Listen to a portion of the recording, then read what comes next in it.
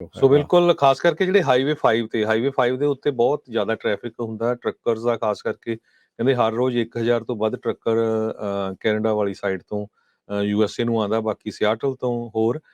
ਜੋ ਲੇਟੈਸਟ ਖਬਰ ਆ ਰਹੀ ਆ, ਅਨਲੈਸ ਕਿ ਤੁਸੀਂ ਹਾਈਵੇ 5 ਤੇ ਇਸ ਏਰੀਏ 'ਚ ਕਨਫਰਮ ਕਰ ਲਿਓ ਜੇ ਕੋਈ ਹੋਇਆ, ਕਹਿੰਦੇ ਵੀ ਇੰਟਰਸਟੇਟ 5 ਫੌਨਡੇਲ ਰੋਡ ਜਿਹੜਾ ਕਿ 10 ਮੀਲ ਨਾਰਥ ਆਫ ਰੈਡਿੰਗ ਆ, ਉੱਥੇ ਇਹ ਨਾਰਥ ਬਾਉਂਡ ਜਿਹੜੀ ਆ ਉੱਥੇ ਪੂਰਾ ਟ੍ਰੈਫਿਕ ਸਟਾਪ ਕੀਤਾ ਹੋਇਆ ਆ ਸਨੋ ਕਰਕੇ।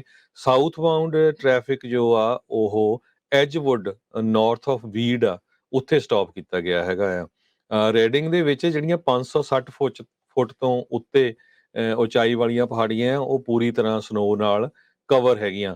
ਰੈੱਡ ਬਲੱਫ 'ਚ ਸਿਰਫ 305 ਫੁੱਟ ਦੀ ਉਚਾਈ ਤੋਂ ਉੱਪਰ ਜੋ ਆ ਉਹ ਪੂਰੀ ਤਰ੍ਹਾਂ ਕਵਰਡ ਆ। ਸਵੇਰੇ ਕਹਿੰਦੇ 3:05 ਤੇ ਕਵਰ ਹੋ ਗਈਆਂ ਸੀਆਂ।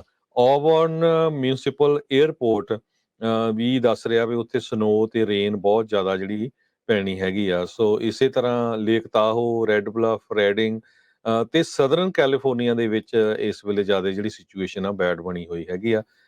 ਉਹਦੇ ਬਾਰੇ ਜਿੱਦਾਂ ਸਾਨੂੰ ਅਪਡੇਟ ਆਉਂਦੀ ਰਹੂਗੀ ਅਸੀਂ ਜ਼ਰੂਰ ਤੁਹਾਡੇ ਨਾਲ ਸਾਂਝੀ ਕਰਦੇ ਰਹਾਂਗੇ। ਜੀ ਬਿਲਕੁਲ, ਹਰਦੀਪ ਹੁਣੀ ਦੱਸਦੇ ਨੇ I-5 ਗ੍ਰੇਪ ਵਾਈਨ ਦੇ ਉੱਤੇ ਦੋਨੋਂ ਸਾਈਡ ਤੋਂ ਉਹਨਾਂ ਨੇ ਇਸ ਟਾਈਮ ਬੰਦ ਕੀਤਾ ਹੈਗਾ ਆ। ਸੋ ਦੇਖੋ ਅੱਗੇ ਕੀ ਜਿਹੜਾ ਉਹ ਬਣਦਾ ਹੈਗਾ। ਸਥਿਤੀ ਕਈ ਥਾਵਾਂ ਤੇ ਇੱਦਾਂ ਆ। ਉਧਰ ਡੇਵਿਸ ਤੋਂ ਅੱਗੇ ਸੈਕਰਾਮੈਂਟੋ ਵੱਲ ਨੂੰ ਜਦੋਂ ਜਾਂਦੇ ਆ, IAT ਜਿਹੜੀ ਆ ਉਹ ਬੰਦ ਪਈ ਆ।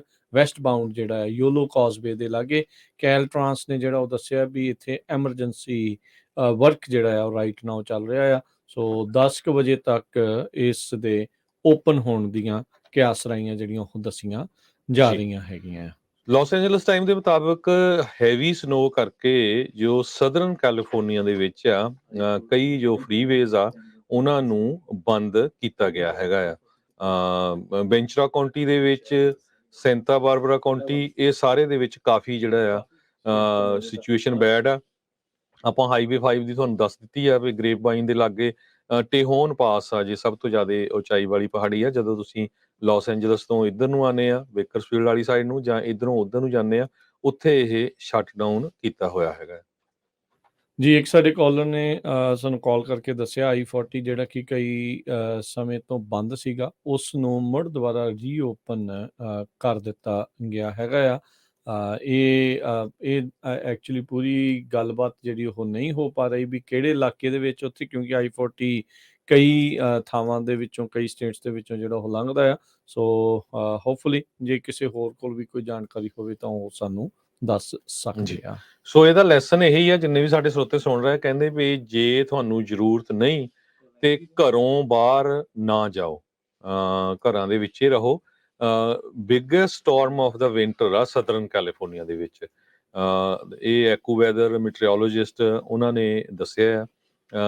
ਬਹੁਤ ਲੰਮੇ ਸਮੇਂ ਤੋਂ ਬਾਅਦ ਇਦਾਂ ਦਾ ਜਿਹੜਾ ਵੈਦਰ ਆ ਸਦਰਨ ਕੈਲੀਫੋਰਨੀਆ ਦੇ ਵਿੱਚ ਆਇਆ ਆ ਤੇ ਬਲਿਜ਼ਰਡ ਵੀ ਉੱਥੇ ਆਉਣ ਦੇ ਪੂਰੇ ਚਾਂਸ ਆ। ਕਹਿੰਦੇ ਵੀ 12 ਇੰਚ ਤੱਕ ਪੋਸੀਬਲ ਆ ਸਦਰਨ ਕੈਲੀਫੋਰਨੀਆ ਦੇ ਵਿੱਚ ਮੀਂਹ ਦੇ। ਸੋ ਇਸੇ ਕਰਕੇ ਜੋ ਫਲੱਡ ਵਾਰਨਿੰਗ ਦਿੱਤੀ ਗਈ ਹੈਗੀ ਆ। ਲਾਸ ਐਂਜਲਸ ਜਾਂ ਸੈਨ ਡੀਗੋ ਏਰੀਆ ਦੋਨਾਂ ਦਾ ਹੀ ਏਰੀਆ ਦੇ ਵਿੱਚ ਸੈਨ ਡੀਗੋ 'ਚ 2.20 ਇੰਚ ਤੱਕ ਮੀਂਹ ਪੈਣ ਦੇ ਜਿਹੜੇ ਅਸਾਰ ਬਣੇ ਹੋਏ ਹੈਗੇ ਆ। ਜੀ ਹਰਜੀਤ ਸਿੰਘ ਹੁਣੀ ਦੱਸਦੇ ਨੇ ਲਿਵਰਮੋਰ ਦੀਆਂ ਪਹਾੜੀਆਂ ਕਹਿੰਦੇ ਸਨੋ ਨਾਲ ਭਰੀਆਂ ਪਈਆਂ। ਮਨਜੀਤ ਕੌਰ ਜੀ ਦੱਸਦੇ ਨੇ ਔਬਰਨ ਸਿਟੀ ਜਿਹੜੀ ਆ ਉੱਥੇ ਵੀ ਰਾਤੀ ਕਾਫੀ ਭਾਰੀ ਸਨੋ ਪਈ ਆ। ਜਿਨ੍ਹਾਂ ਨੂੰ ਬਿਲਕੁਲ ਉਮੀਦ ਨਹੀਂ ਸੀ, ਉਹਨਾਂ ਥਾਵਾਂ ਦੇ ਉੱਤੇ ਵੀ ਜਿਹੜੀ ਆ ਬੇ ਏਰੀਏ ਦੇ ਵਿੱਚ ਕਾਫੀ ਸਨੋ ਪੈ ਰਹੀ ਹੈਗੀ ਆ। ਸੋ ਭਾਈ ਜਿਹੜਾ ਬਚ ਕੇ ਮੋੜ ਤੋਂ, ਜਦੋਂ ਆਦਤ ਨਾ ਹੋਵੇ ਸਨੋ ਦੇ ਵਿੱਚ ਚਲਾਉਣ ਦੀ, ਉਦੋਂ ਐਕਸੀਡੈਂਟ ਹੋਣ ਦਾ ਖਤਰਾ ਜਿਹੜਾ ਉਹ ਵੱਧ ਜਾਂਦਾ ਆ। ਇਹੋ ਜਿਹੇ ਮੌਕੇ ਤੇ ਇਹ ਹੁੰਦਾ ਹੈ ਹਰਜੋਤ ਸਿੰਘ ਜੀ, ਤੁਸੀਂ ਆਪਣੇ ਵੱਲੋਂ ਮੇ ਬੀ ਜ਼ਿਆਦਾ ਜਿਹੜਾ ਆ ਉਹ ਧਿਆਨ ਦੇ ਨਾਲ ਚਲਾਓ, ਪਰ ਹਰ ਇੱਕ ਜਾਣਾ ਜਿਹੜਾ ਉਹ ਧਿਆਨ ਦੇ ਨਾਲ ਨਹੀਂ ਚਲਾ ਸਕਦਾ ਹੁੰਦਾ। ਉਹ ਕਿਤੇ ਨਾ ਕਿਤੇ ਕਿਸੇ ਨਾ ਕਿਸੇ ਕੋ ਕਿਤੇ ਗਲਤੀ, ਅਣਗਹਿਲੀ ਜਿਹੜੀ ਉਹ ਹੋ ਜਾਂਦੀ ਆ।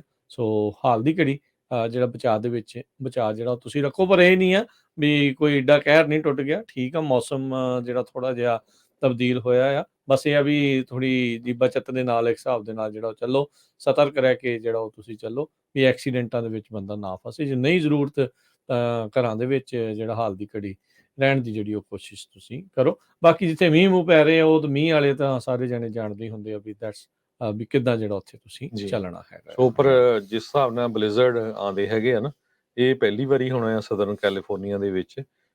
ਇੰਨੇ ਕਹਿੰਦੇ ਬਲਿਜ਼ਰਡ ਪਹਿਲਾਂ ਕਦੇ ਨਹੀਂ ਆਏ ਹੈਗੇ ਇਹ ਨੈਸ਼ਨਲ 1999 ਤੋਂ ਬਾਅਦ ਚ ਕਹਿੰਦੇ ਵੀ ਪਹਿਲੀ ਵਾਰੀ ਜਿਹੜਾ ਆ LA ਸਾਈਡ ਵਾਲਿਆਂ ਨੇ ਆਪਣਾ ਬਲਿਜ਼ਰਡ ਆ ਉਸ ਨੂੰ ਦੇਖਣਾ ਹੈਗਾ ਆ।